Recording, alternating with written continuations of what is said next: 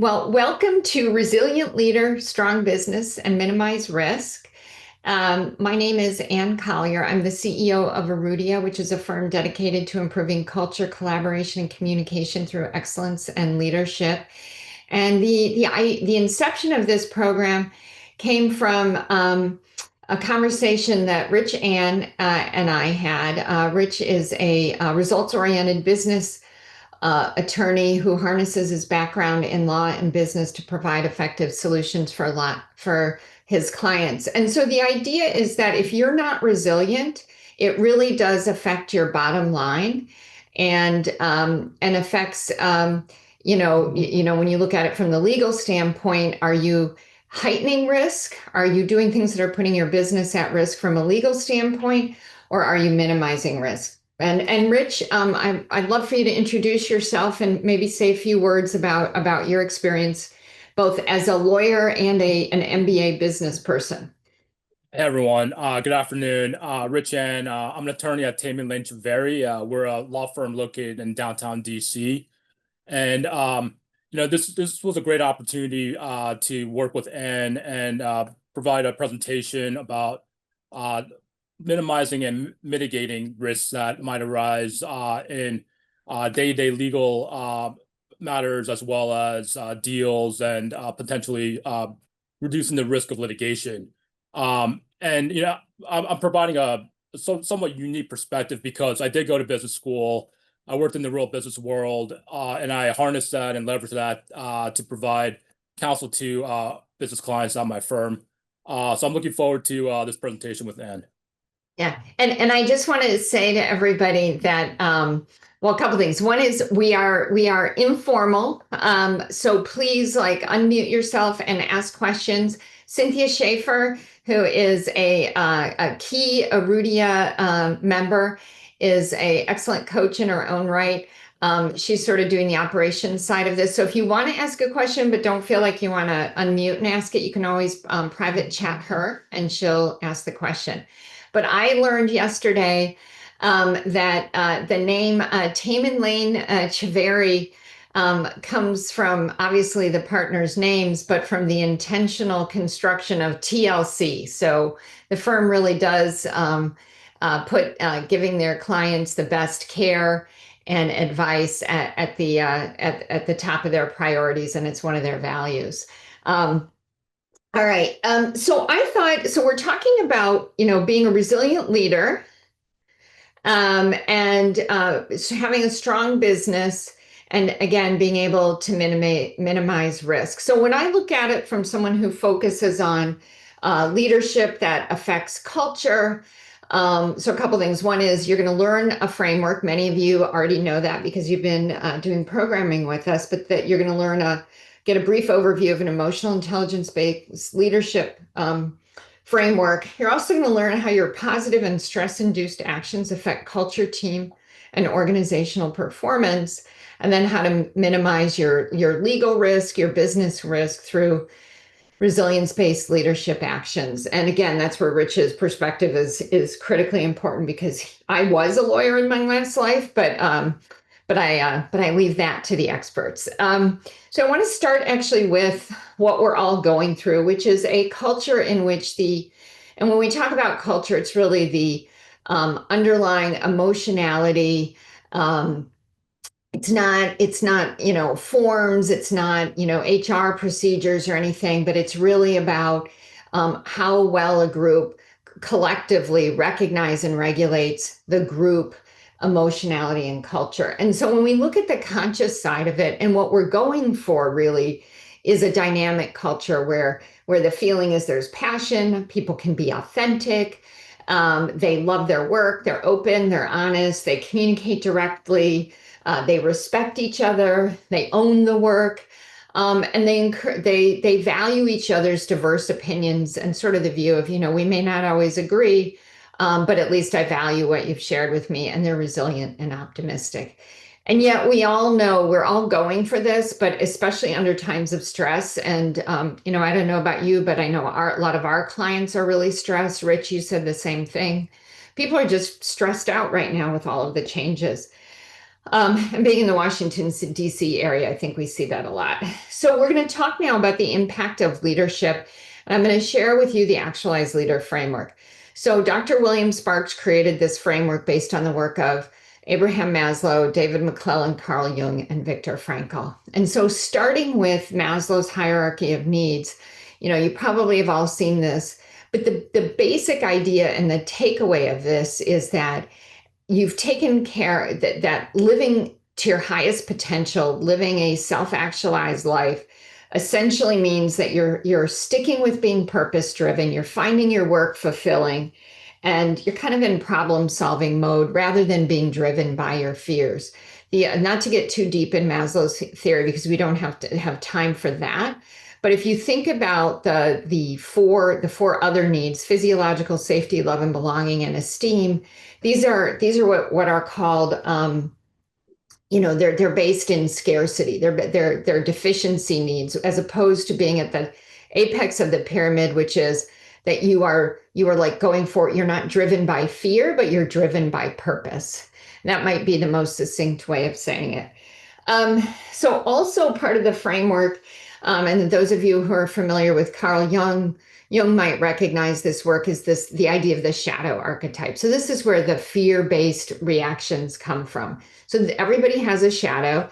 It's our emotional reactive side embedded in the subconscious, triggered by stress and fueled by negative emotions like fear, anger, and jealousy. So think about those times that you're not yourself. Think about those times when you're not making good decisions and you're super stressed out. Now, just a quick preview. You can't get rid of your shadow, but what you can do is recognize it, integrate it, and not let it drive you, to such a great extent. And that's like just sort of like an ongoing journey. Then we've got McClellan's contribution, which is this idea of motive drivers. So affiliation, power and control and achievement, and I'm going to dig into those. So each of these motive drivers has a shadow side. And then um, the reason I'm showing you a little video of my cat with a bag caught around his head is because of Viktor Frankl's contribution. So poor little Oscar got his head caught in a bag, and of course these things only happen at 5 a.m., not 5 p.m.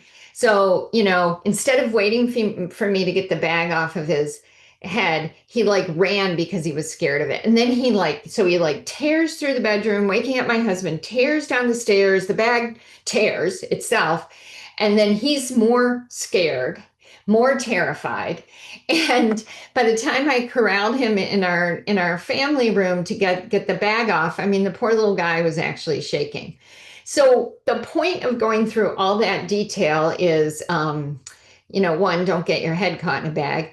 But the second is really don't let yourself be fear driven, right? Because when you are fear driven, you do not make good decisions, right? It feels like, so all of us, it feels like we're doing the right thing in the moment. Like he's running away from that little bag and it's chasing him. So he's running harder.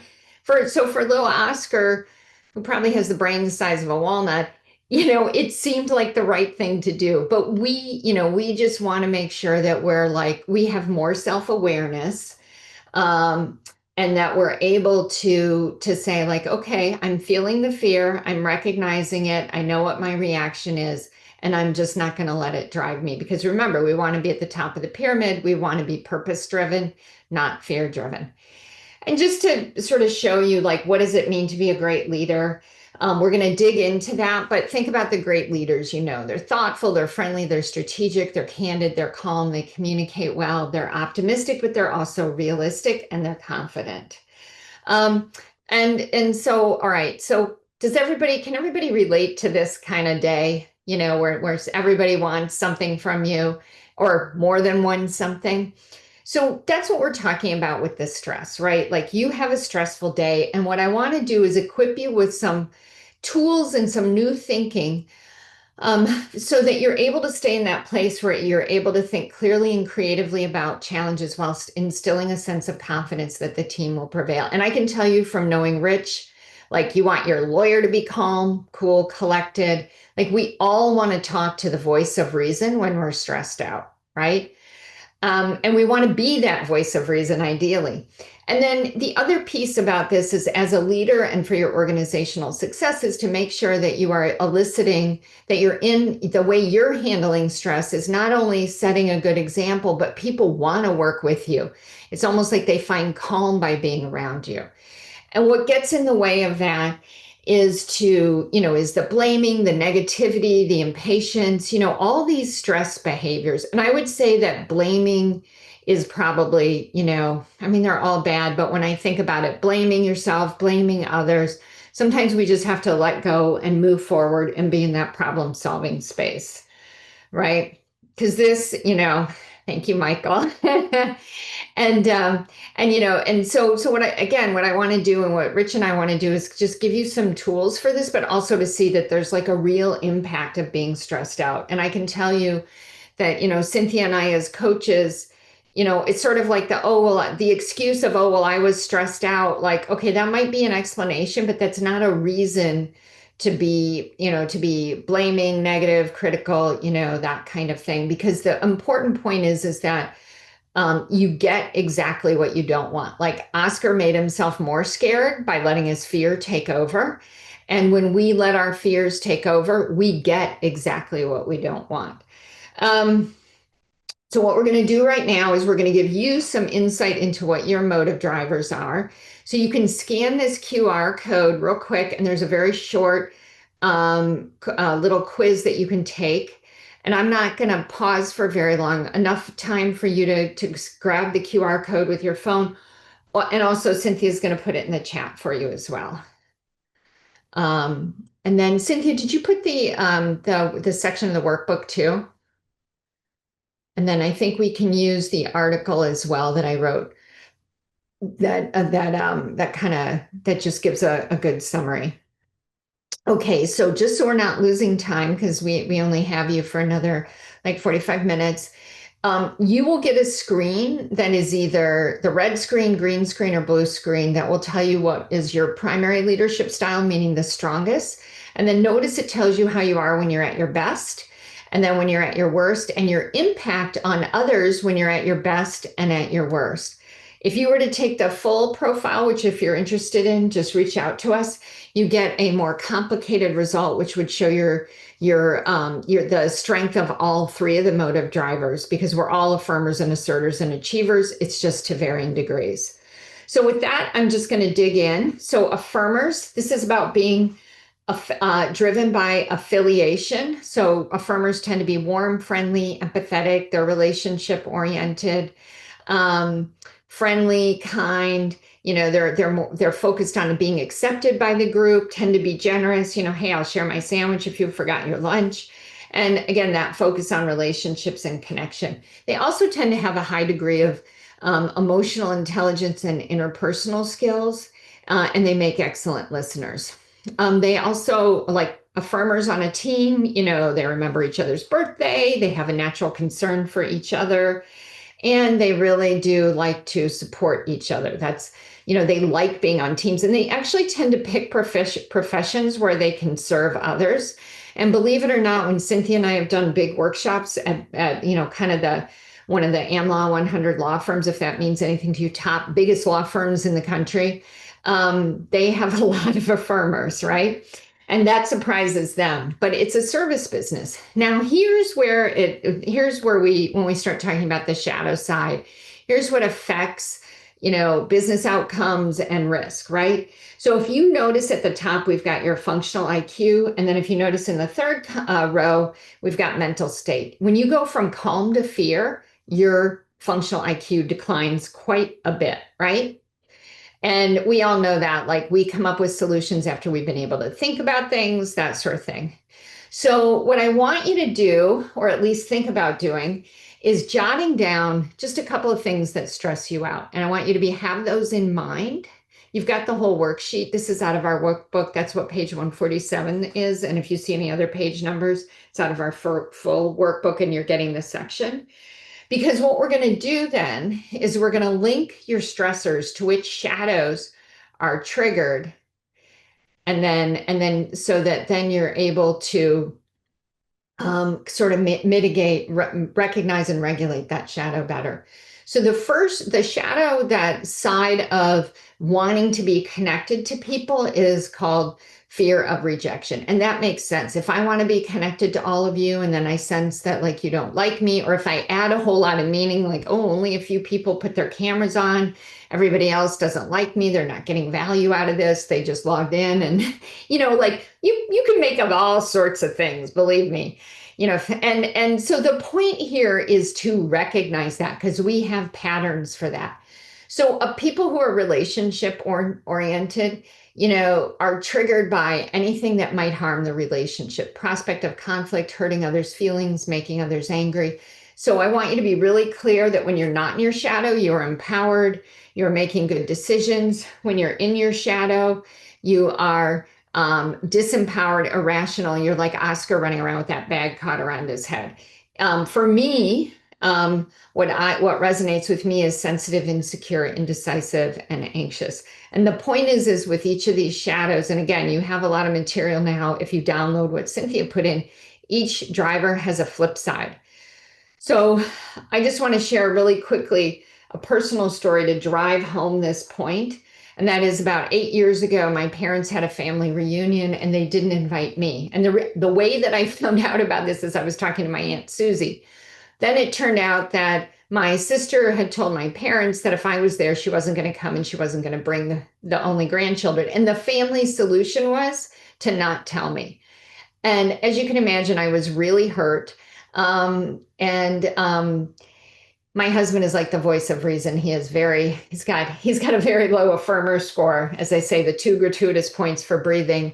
But he was saying, oh, your parents, they're on a glide path, they're conflict avoidant,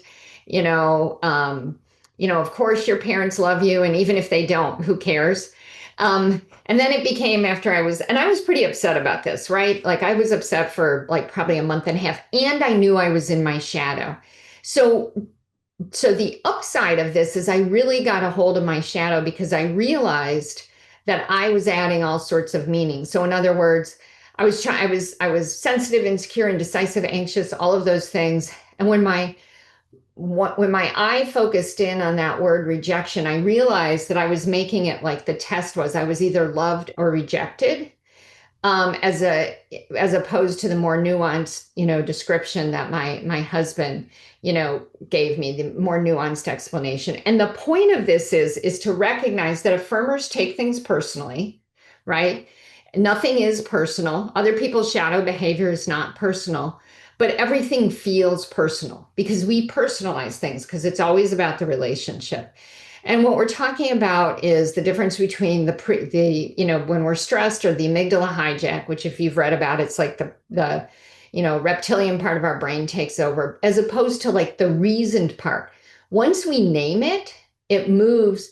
Actually, the emotion, or the active part of the brain, moves to the prefrontal cortex, which means we're able to kind of rationalize it. And the point that Dr. Sparks makes, and Maslow, and all of the greats make, is that you get to choose. Are you looking at this situation objectively, or are you in your shadow and looking at it through the lens of, I'm afraid of being rejected? I clearly was at the outset, that thing with my parents and my family. And then I was able to really not just intellectually understand it, but really see it objectively. And this is where, so that's a personal example. And then I've got some examples up here, of people taking things personally in the workplace. And Rich, I'm sure you have plenty of examples where people take things personally in the workplace, and they have poor organizational results, and they increase risk. So I'd Yeah. love for you to Yeah, share. definitely. I think a great example is when a company decides to sell itself to a buyer. Uh, a lot of small businesses are closely held by one or two, a small group of owners. And these businesses got to where they are because of the employees and the team around these owners.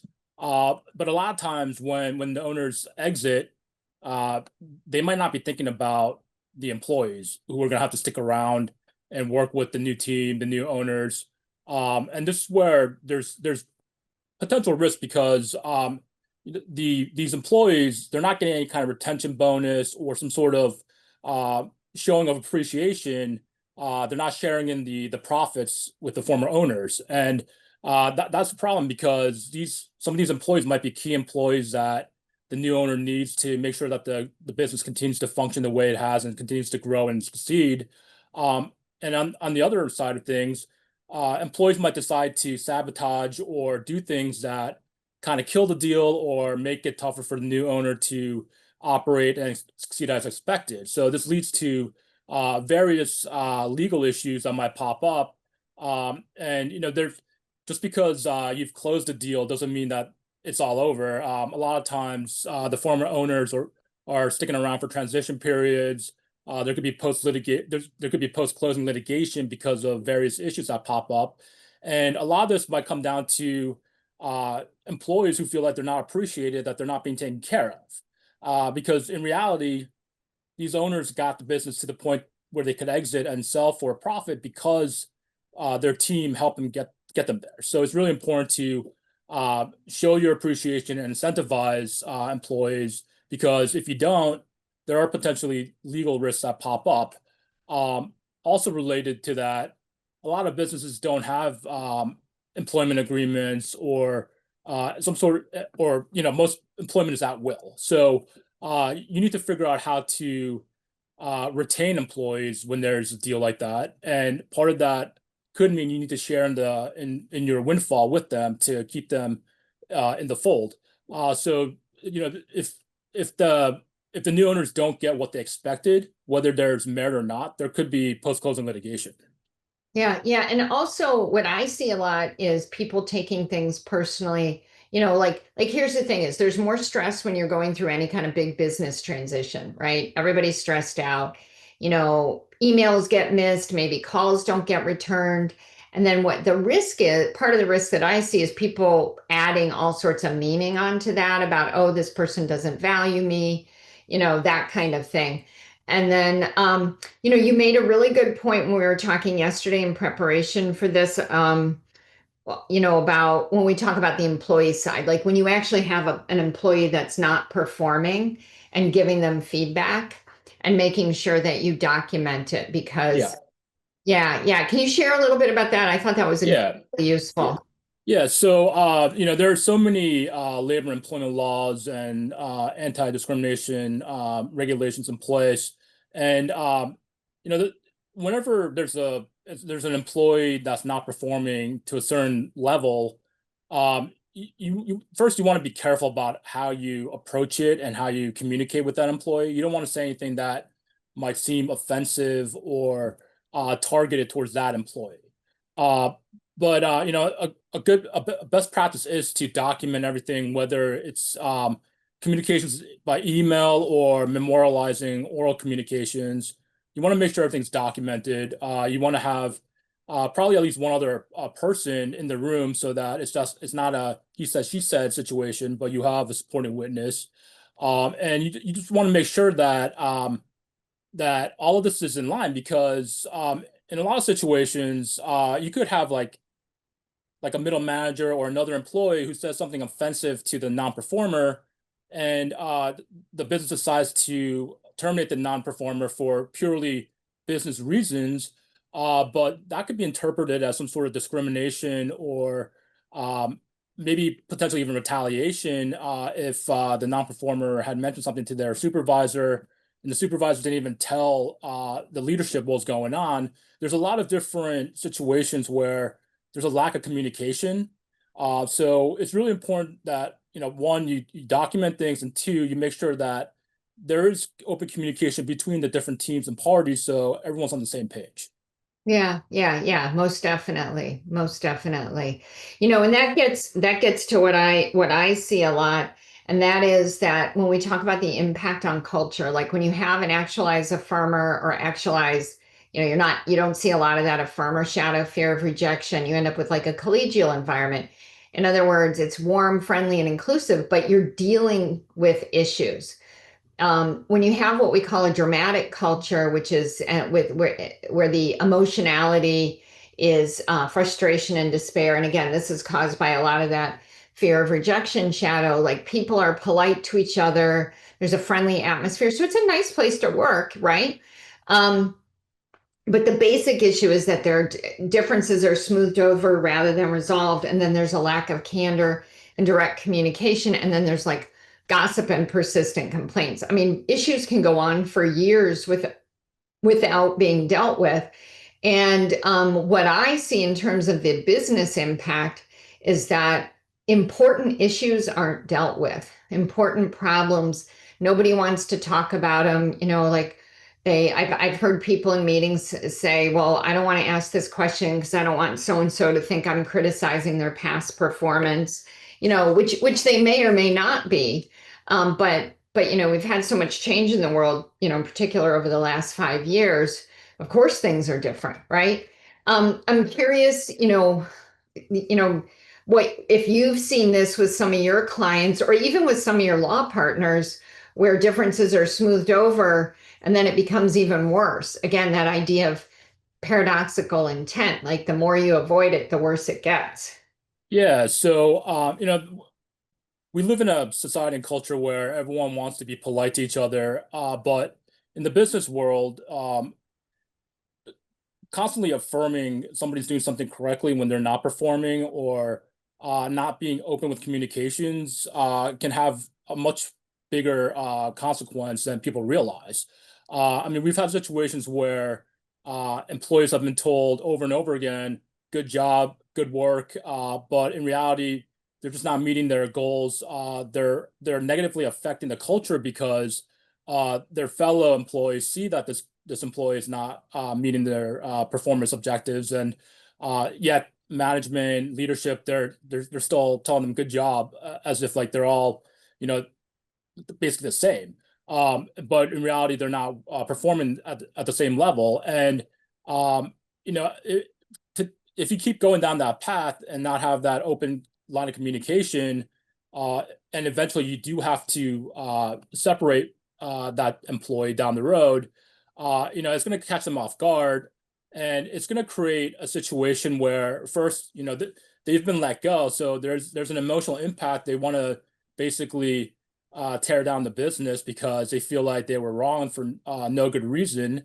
And then two, after they get past the initial emotional impact, they're thinking about ways how they can move forward, and that might be bringing litigation for wrongful termination, whether there's a good cause of action or not. That's a path that a lot of terminated employees go down because they feel like they constantly get this positive feedback, and yet they were let go, and they just don't understand what happened. Yeah.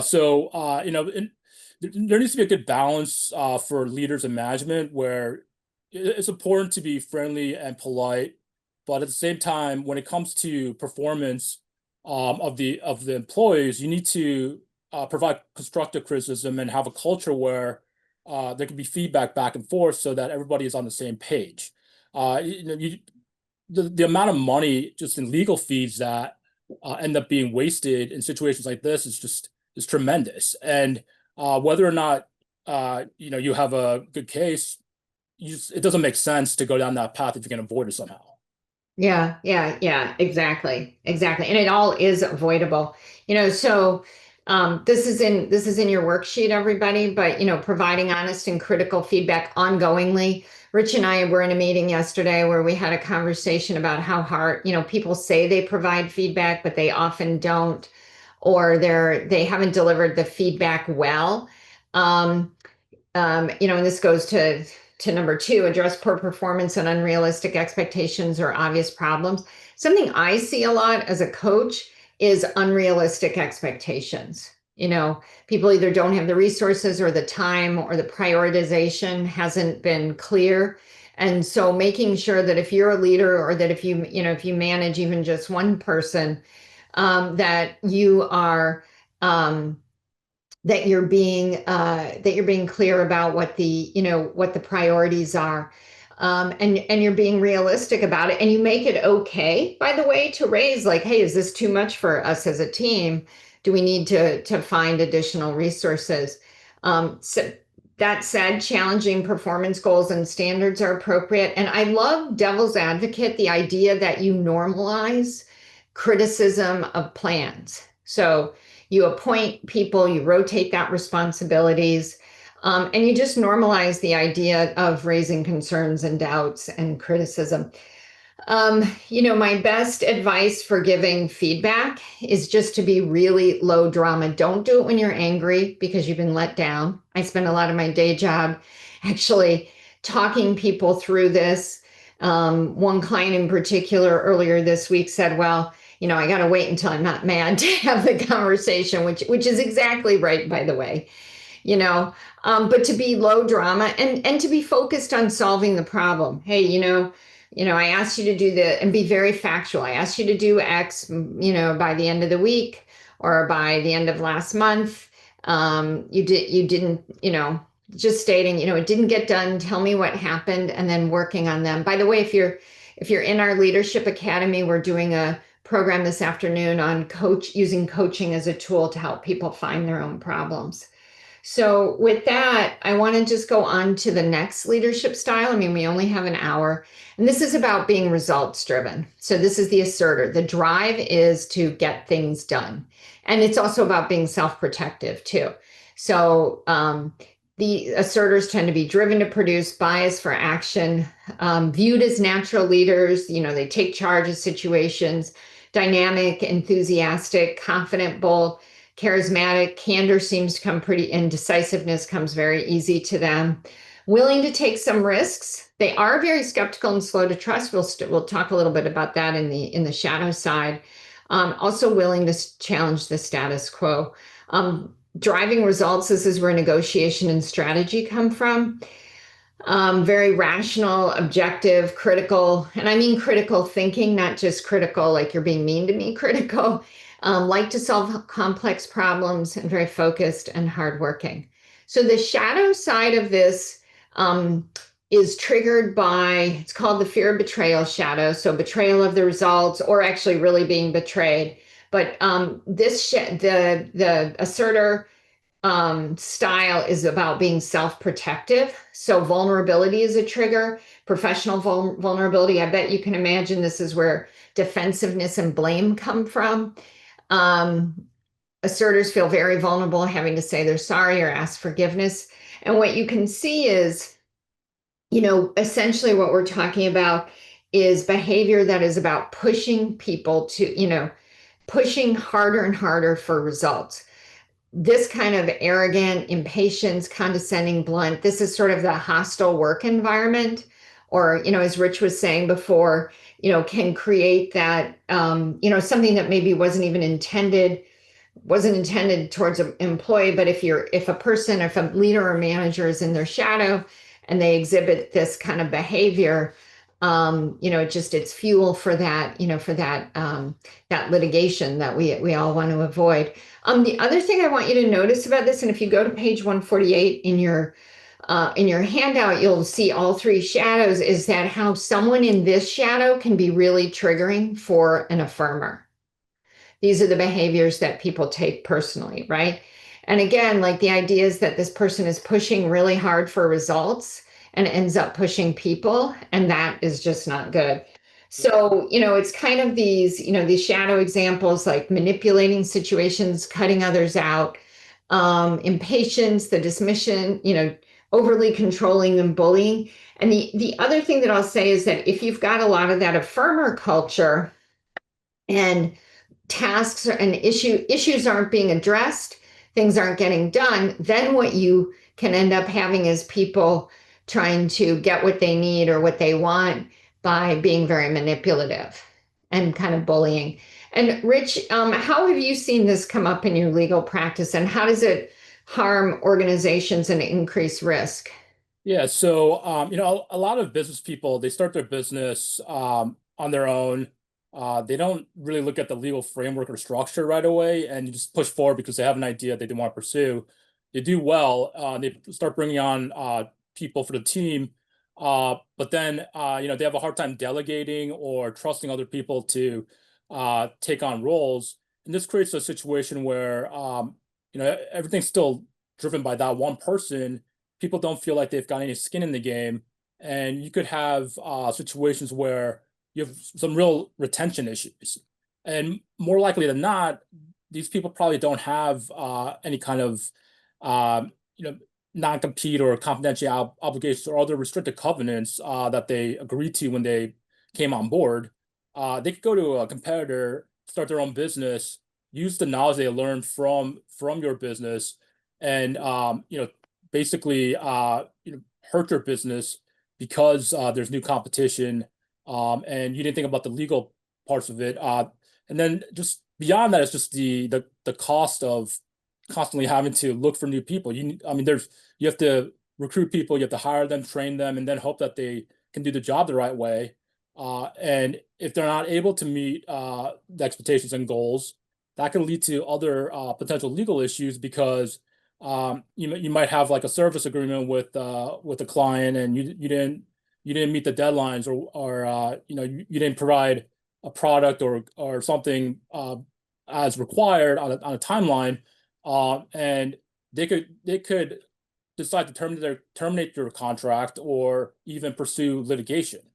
So by failing to recognize that you're really a team and you're trying to strive towards a common goal, you could potentially cause more and more legal issues. It kind of snowballs. Yeah, yeah, for sure. And then I actually want to just look at the cultural impact, and you triggered a lot for me. So essentially when you don't have that shadow behavior, when you just have someone that's like, this, I'm being clear, this is what we need to get done, these are my priorities. Oh wait, you're telling me that's too much. All right, how about if we rearrange this? Then, you create this great culture of, people are working interdependently, like it's a real team, and you're making progress, and you're kind of fearless, and you're just dealing with issues as they come up. But when you have a lot of that shadow behavior, first of all, it's not a nice place to work, a lot of fear and anxiety. Everybody looks to the leader for direction and protection. And they kind of don't raise their hand, they don't volunteer, because it's sort of like all you can do if you put yourself out there is put yourself at risk for, getting yelled at or having somebody be unpleasant around you. And I work with a lot of clients to help them to be more effective at problem solving and dealing with challenges and dealing with change. So if you have a kind of a fear-based culture, people don't challenge assumptions, team members don't challenge assumptions or ask the really hard questions. I see that a lot as well. But you see these really negative, sort of hostile behaviors.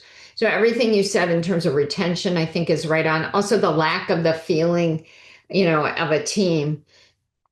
Um, when we when we look at, transforming that negative culture to dynamic, providing clear direction, involving team members. So part of that is like patience. Impatience is its own punishment, because the more impatient you are, the more you suffer from the impatience. So slowing things down enough so that you're bringing team members along, so that they are contributing and they are actually, you know, taking responsibility off your plate, so you're able to delegate effectively and trust that it will be done. Providing enough information for the group is important. And then, clarifying and communicating roles. I love the idea of a responsibility grid, in particular when you have, teams. Obviously, leadership teams have to work very, really in a very integrated way, so that they are, so you see who's responsible for what, and so that the team is not siloed. I mean, that's the risk there. Rich, did you have, before I move on to the last of the leadership style and shadow, did you have anything else to add about this culture?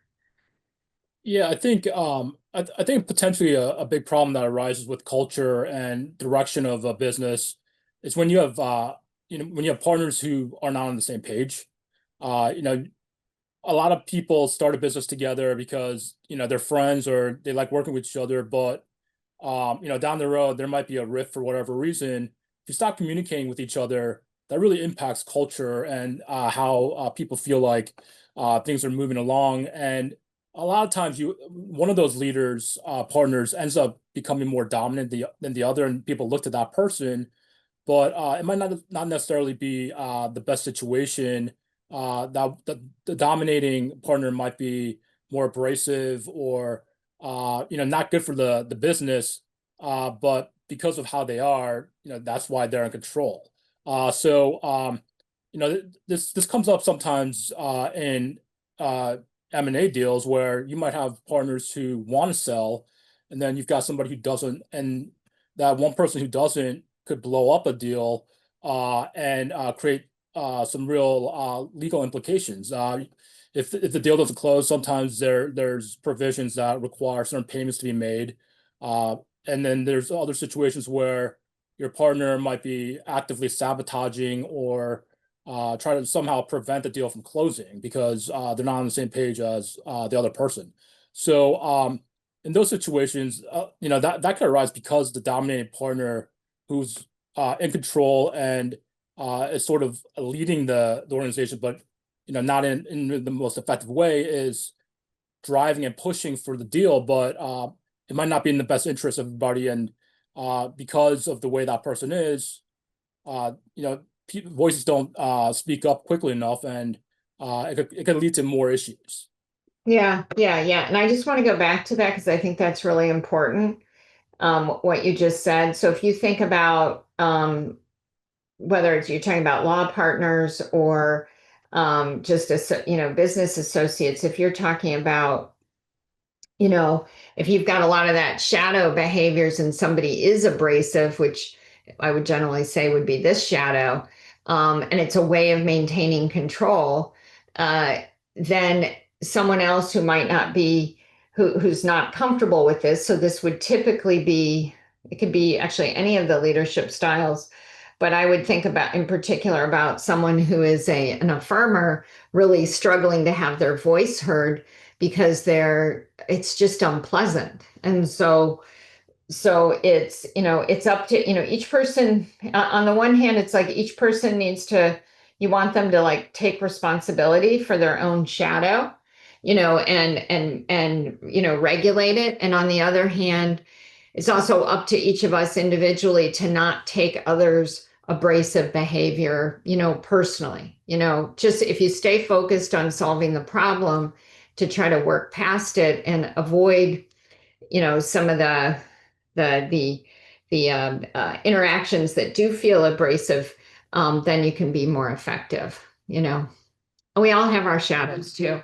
I want to just go into the achiever shadow. So this is about achievement is about as a motive driver is about winning through technical expertise. So it's about being very much task driven, doing the work precisely. Like you've already probably picked up from Rich, like he pays attention to all the provisions. That's all achiever kind of work, making sure that the details are correct. So achievers tend to be, and we're all achievers to varying degrees, but very serious about the work, cut to the chase, like to work independently, make sure they get all the details in line, committed to results, dependable, organized, responsible, tend to be high individual achievers, very driven, focused, competent, controlled. They plan, they have a backup plan, and they have a backup plan to the backup plan. And if you're working with achievers, giving them very concrete feedback is important. They also tend to be risk averse. So this is just something to notice about, yourself or about your colleagues, about how risk averse people are. Are they worried? And in their shadow, we're going to look at what this shadow looks like in a moment. But are they properly risk averse, or are they so cautious that they're paralyzed? And that's where that perfectionism comes in. Like you can't get past the perfectionism. Achievers also are very detail oriented, disciplined, focused, and controlled. And so, what the shadow side of this looks like is, either scarcity, the prospect of losing, imperfection, or ambiguity, in what the expectations are, can be very, very frustrating for an achiever because they don't know what success looks like. So achievers, when they're at their best, they're detailed, organized, structured, thorough, and serious. And we all know who these people are. Think about your accountant. Uh, and then when they're in their shadow, though, I mean, you see them either being so rigid they can't deviate from a plan, or so cautious they can't make a decision to move forward. Or if you look at the bottom four of stubborn, argumentative, critical, critical of others, critical of self, and pessimistic, that's just negativity. And of course, when you're in any of these shadows, you're not in a good place to solve problems, because you're fear driven and you're not rational. I mean, I would say that this shadow is really about, like, it's like a house of cards. Your fear is that one card is pulled out and then it's a complete disaster. And signs of this, are people who are constantly criticizing work, obsessing, replaying conversations, complaining about others.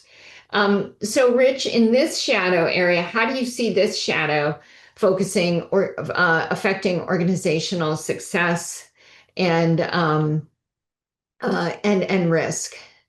Yeah, I think just going back to some of the other stuff that I had mentioned previously. I mean, these types of I guess achiever shadow type of people. I mean, they might say things that create a hostile workplace because of the stress that they have over, their obsessions or their inability to work within the team.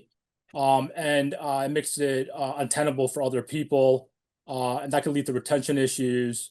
Mm. And then, just going back to what I mentioned earlier, a lot of businesses, when not only do you lose human capital, but you might be losing knowledge and just proprietary information that you just haven't protected when people leave. So it creates a lot of different legal implications when this happens. Yeah, and I would also say, in terms of, like, if we look at then at the impact on culture, and Dr. Sparks would say this is the lowest form of culture. This is where you end up with a lot of anger and apathy, right? So when you have achievers that are working well, and in particular the leader, you're not seeing a lot of that shadow fear of failure from the leader. People take ownership, they dig in, they're serious, they deliver, and they're accountable. But when you've got a lot of anger and apathy, there's, people don't show up to meetings. I mean, you think about all that's in the press about quiet quitting. They're still getting a paycheck, but not really doing the job. That physical or psychological withdrawal. And the basic issue here is that there's a lack of team. So you've actually talked, a thread through this is you want people to be appreciated. You want them to feel part of the team, both for retention, but also for performance issues as well. And this is also where micromanaging comes from, right? I can't trust my team to do it, so I'm going to do it myself. And then, of course, it's self-fulfilling, because if you never train your team members to do it or work with them, then you're doing it all yourself as well. And that creates other issues. Yeah, yeah, and I want to go back to the point that you made that I think is really important. That is, anybody in business has outside obligations, and so if you can't leverage your team and manage your team properly, you're not serving your client base, whoever they are. Yeah, So definitely. You want to use all the tools in your tool bag and maximize and optimize what you can provide. And that, a big part of that is just accepting that you can't do it on your own, and you know, more heads are better than one. And understand that people are always going to be more motivated and incentivized when they have skin in the game. So you need to include the people on your team and make them feel like they're part of something instead of just working for you. exactly, exactly. So I just want to share a couple of the best practices, and then I'm going to wrap up with the last little piece of this model. So first of all, if you feel like you have a detached culture, recognize that there are other issues. Allow people to acknowledge their anger, resolve issues of power and authority, and develop and implement sort of a team decision-making processes to bring everybody in and make the most of your team and encourage participation. So in terms of resilient leadership, improving business outcomes, and reducing risk, always staying focused on coming up with a solution. So staying away from blame. Whatever happened yesterday. So focus on how to move forward and what the solution is. And then to give you another preview into the actualized leader framework, Dr. Sparks and Maslow, well, actually Maslow first said that objectivity was the most important of the nine attributes, and later revised his thinking to say that self-acceptance was. So these are the nine attributes of actualized leaders. So like you want to tap into being objective. Objectivity is really important because if you can't objectively view the situation or yourself or your emotions about it, you kind of got nothing. Trusting. So, Rich, you focused in on trust yesterday, trusting others and how important that is. Yeah, I think ultimately, the trust part is so important because as a leader, if you can't trust your team, you're never going to delegate and bring them into the fold and make them feel like they're part of something. And the other side of things, if the employees can't trust the leaders and the management, they're never going to stick around there because they're looking at this as just a pit stop. The trust factor is so important to creating relationships that you can really help grow the organization and the relationship between all these teammates. And that ultimately, when you trust somebody and uh, you use that as a basis for the relationship and the way the business functions, you definitely minimize and mitigate legal issues that might arise because there's open communications. People are going to stick around. You're not going to lose the knowledge base, and more likely than not, when you have an exit or something like that, you're probably going to take care of your people. Yeah, yeah. Hey, we have some questions here. Actually, how can you build trust? And I actually, while we answer that, or how rather avoid losing trust. So a couple of things. One is I've just put up here the 5 dimensions of group performance. So there is an assessment that we use that measures your team, the degree to which your team members, for example, trust each other, and the leader and act in the best interest of the group. So in terms of building trust, I mean, speaking and acting with transparency, dealing with issues, saying you don't know when you don't know. Um, I think staying out of I mean, at least what I see in a lot of the organizations that I work in is that when the affirmer shadow, any of the shadows are obviously, have a negative impact, but the affirmer shadow can lead to, kind of ignoring really important issues and then making decisions that don't seem to be the most sensible way to move forward. And when that happens, people lose trust in leadership, and or they don't feel like they're getting the whole story, that kind of thing. So, and there's so much here. I mean, we could have a whole program on that. If you email me or connect with me on LinkedIn, I can send you an article that I wrote on how to build trust, or we can actually send that out with the recording, which is how to use trust as a management tool. I think that's the name of the article I wrote. Rich, did you have comments about the 5 dimensions of team performance? Yeah, I think open communications really is key to a team functioning the way it needs to. And there really are no bad questions or bad feedback. It's just how you decide to accept questions or feedback and respond.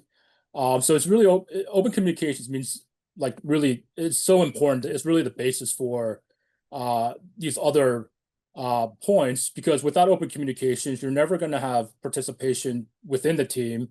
You're not going to have different views and somebody who's going to push back when it's needed.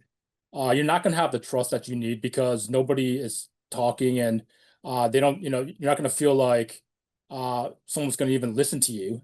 And when you do have open communications, it's easier to deal with conflicts. It's because people realize that they can trust each other and talk with each other and figure out how to get past whatever the issue and hurdles are and go forward and reach those common goals. And that ultimately leads to purpose, where everybody feels like they're part of something that they can grow with, and that they're really part of a family basically. The most successful business teams, they always refer to themselves as like a family because they really communicate and trust each other, and they feel like they've all got skin in the game. Yeah, yeah, yeah. I love that. I love that. Um, we will, by the way, I'm just going to put up the last slide. Rich, I'm sorry, I forgot to put your LinkedIn there. So let me actually, so if anybody wants to link with us, you can just scan the QR code. And if you follow us, follow me, you'll find out about more programs. Well, I really want to thank you, Rich, for kind of bringing the business realities in. I really appreciated you sharing your thoughts on what you see with organizations going through a lot of change, especially if they're acquiring or being acquired, um, and uh, and also just the implications for giving feedback, for dealing with employment issues, or even issues with your partners or your close colleagues. Those are all really important. All right, one last moment. I may be giving you back like a couple minutes to your day. Cynthia, is there anything in the chat? I see Sydney, thank you for this. A great reminder, focus on solutions rather than blaming others. Yes, there's nothing you can do about yesterday. All right, all right. We have lots of free programming, so please follow us and continue to sign up. Reach out if you have any questions. I do a lot of writing, so our blog is replete with resources that you can download and that you can get some really, actionable, approaches to your challenges. So thank you very much for this hour out of your day. I really appreciate your time and look forward to seeing you on another program.